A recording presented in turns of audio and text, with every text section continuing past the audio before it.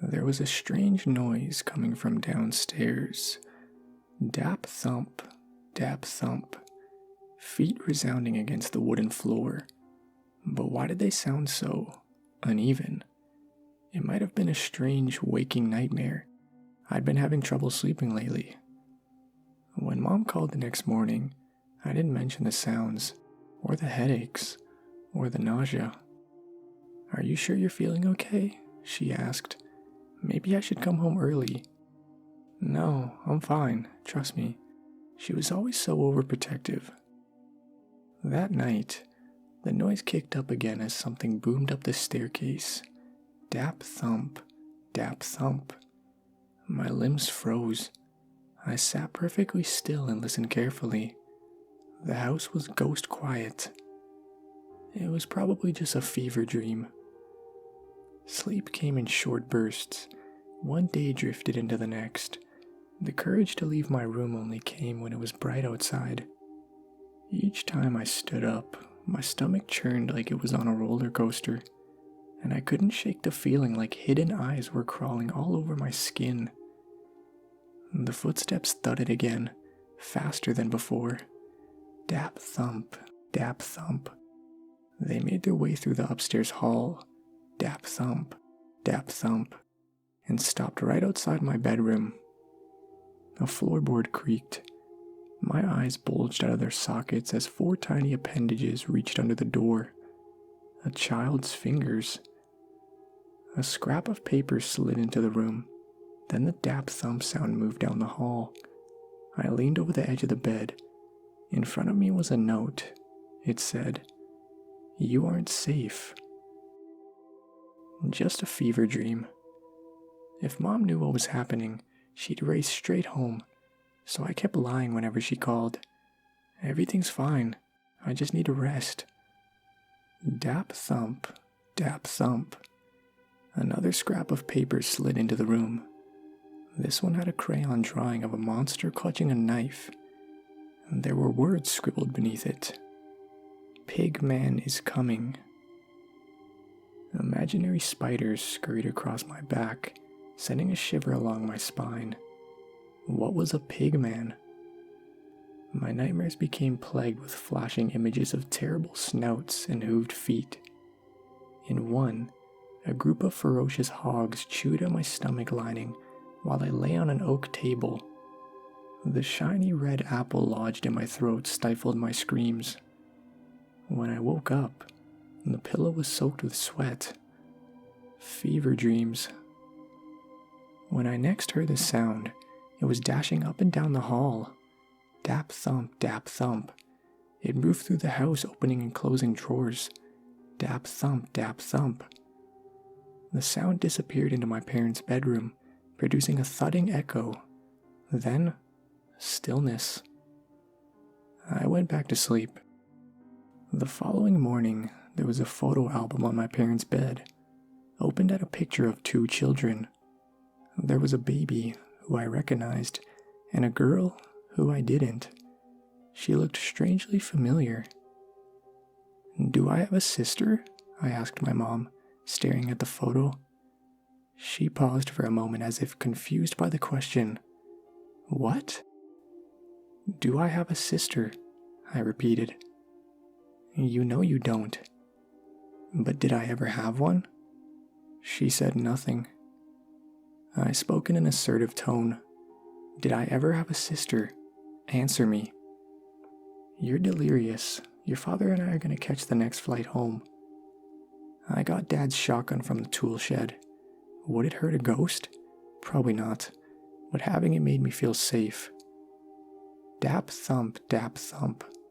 She was back, and what's worse, I was too sick to stand. It felt like I was trapped inside a furnace. My mouth was dry with terror. The bedroom door creaked open, then something crossed the room. Dap thump, dap thump. I craned my neck and saw her. The girl from the photo. She was about 7. Her frame was bent, each limb wrenched at an extreme angle. One foot pointed sideways, and there was naked skull. She watched me, unblinking. My breathing stopped. The little girl looked scared for some reason. That terrified me. She spoke in a quiet voice. "Please don't go back to sleep. Pigman is coming." She vanished. Terrible images of humanoid pigs flashed through my mind. It took every last ounce of strength my body could summon to stand and face the door. A new noise came from downstairs. Thump, thump, thump. These footsteps were different from the others. They were heavier, more ominous. It was how a pig man might have sounded. I couldn't help thinking. The adrenaline pumping through my veins barely kept me awake. The barrel of the gun trembled. The footsteps passed through the kitchen, into the dining room. Thump, thump, thump. The sound, or its maker, was traveling through the house in a stealthy sort of way. It didn't want to be heard. The footsteps climbed the stairs. Thump, thump, thump. They were slow and careful, deliberate. Doors opened and closed throughout the house. The pigman was searching for something, or someone. My head was swimming. The steps came to a halt outside my room. Thump. Panic swelled in my chest. I could feel a heavy presence, bestial and vicious, on the other side of the door. This was no fever dream. The handle turned. Why did the pigman want to come inside so badly? I hid behind the door. A looming presence, so tall it had to duck through the frame, stepped inside. I bit my bottom lip so hard it drew a trickle of blood. The shadowy figure craned its neck, surveying the room. When it finally settled on me, I saw a hideous snout and two dark sunken holes. My pulse skyrocketed. Without warning, it lunged forward. I squeezed the trigger. The shot was deafening. The figure staggered back and hit the wall, staining it red. I reloaded. Before I could fire again, the figure disappeared.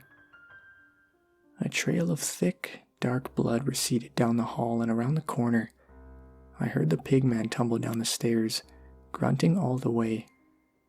The walls started bobbing from side to side, as though I was standing on a boat caught in a fierce storm.